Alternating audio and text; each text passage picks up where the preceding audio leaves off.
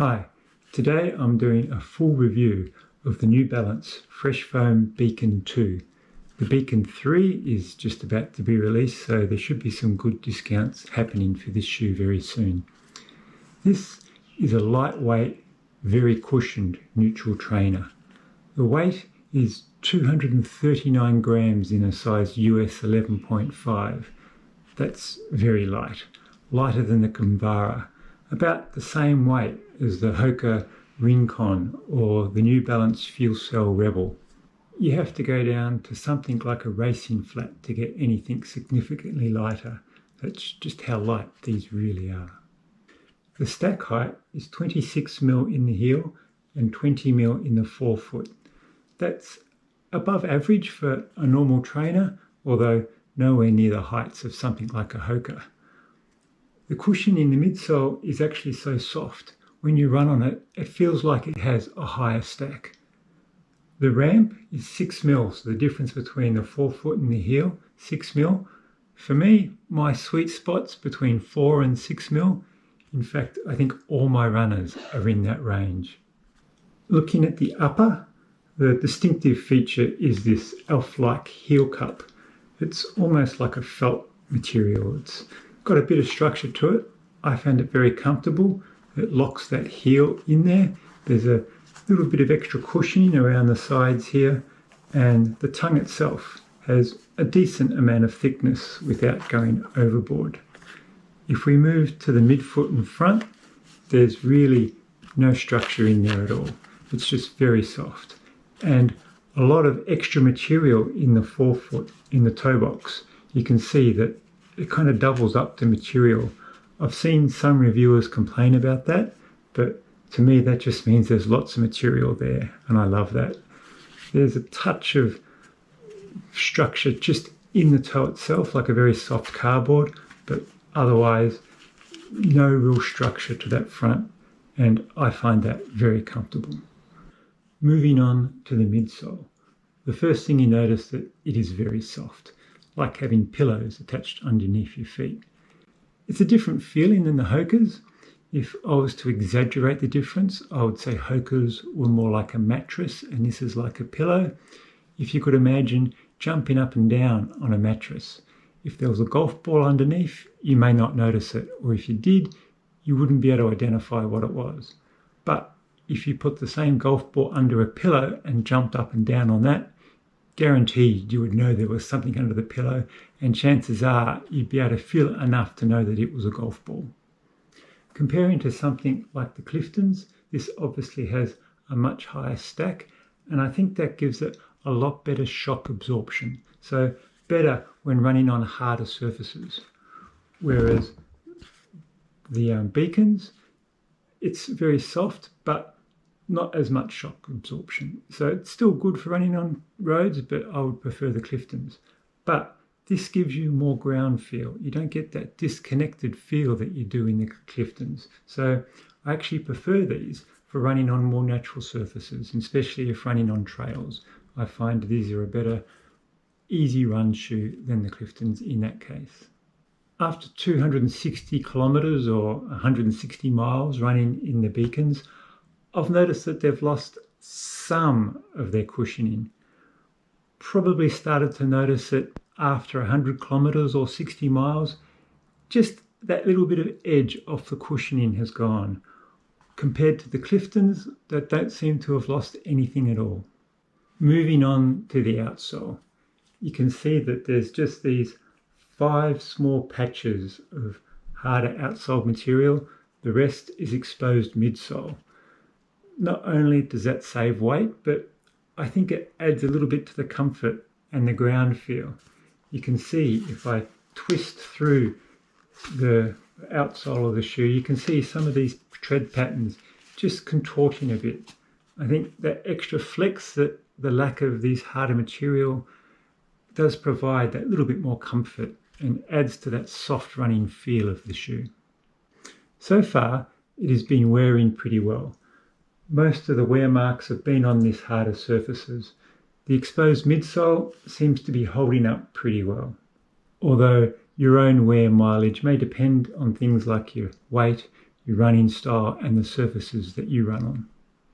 My experiences so far with the shoe. Back in January, I was doing a 70-minute run every Tuesday and Thursday. One run would be in the Rincons and one run would be in the Beacons. I didn't have much run fitness back then, something that became very evident when I raced in February. The lack of fitness exposed a significant difference between the Beacons and the Rincons. The last 15 minutes of this run was over hard surfaces. I was feeling fatigued by this late stage of the run, and when running in the Beacons, my legs felt dead over this last section of the run. However, when running in the Rincons, the meta rocker would activate really well on the hard surface, and I would actually feel great running over this last section of the run. It felt like I got this free speed. The Rincon has excellent energy return, especially as you start to fatigue, you land more midfoot, and that really helps to activate that meta rocker. Whereas the Beacons are lacking in energy return. So I felt dead in the last 15 minutes, but part of that was because every stride for the 55 minutes before that, I was getting just that fraction less energy return. So there was that fraction more effort I had to put in. Over time, that wears you out, and the result is you start feeling dead legs. Now that I have more run mileage in my legs, more fitness, I'm not really noticing those dead legs anymore. I've done several 90-minute long runs in the Beacons, and they've been fine.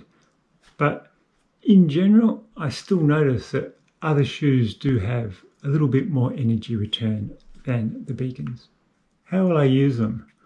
With their good ground feel, I find they're really good on non-technical trails, and the midsole is soft enough to run on harder surfaces, although, as I mentioned before, I think the Cliftons are a little bit better with that impact absorption.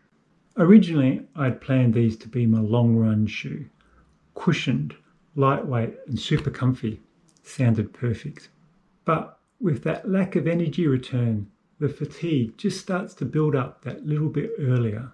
I'll still use them occasionally up to 90-minute runs, but I can't see myself using these for the 2+ hour runs.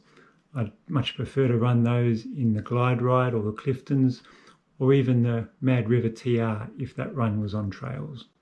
They are light enough to race in, but again that lack of energy return means other shoes like the Rincon and the Fuel Cell Rebel are just going to be better in that department. Same goes for faster training efforts like threshold intervals, tempo runs and track workouts. For me, they are the best shoes for recovery runs, cushioned and comfy, especially if you're recovering from a long run or a race and your feet are beat up a little bit. So much room in the toe box means your toes are going to come through unscathed. I've seen several reviewers recommend the Beacons as a daily trainer.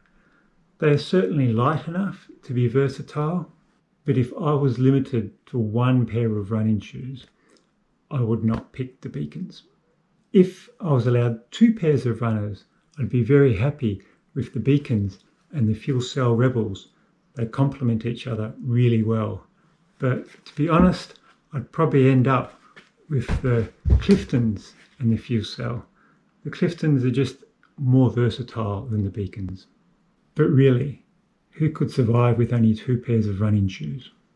So, to reiterate the pros of the Beacon, super comfy for me. A nice lockdown through the heel and midfoot and heaps of room in the toe box. Lightweight, heavily cushioned, but still maintaining ground feel. Price. In Australia, they retail for $170. That's $20 less than the Kinvara. In fact, on retail price, these are the cheapest pair of running shoes that I own. And for the cons, I keep on mentioning it, but this has less energy return than the other running shoes I own. That may or may not be an issue for you. And durability. I've mentioned that it's lost a little bit of cushioning already, and the exposed midsole could mean that it's not going to last as long as some other shoes.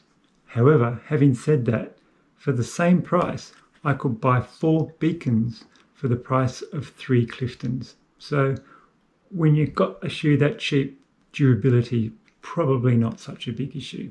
And finally, would I buy the Beacons again? Probably. Downgraded from a definite yes, because do you need a separate pair of running shoes specifically for recovery runs? Especially when I have something like the Cliftons, which are pretty good in that area. And upgraded from a no, because they are just so comfy. So even though they're not the best shoe for the longer aerobic runs, I find I'm still grabbing them sometimes just because I enjoy running in them so much. As mentioned earlier, I have never had a running shoe as comfortable as these. If you like the video, please hit like and subscribe. It really helps the channel.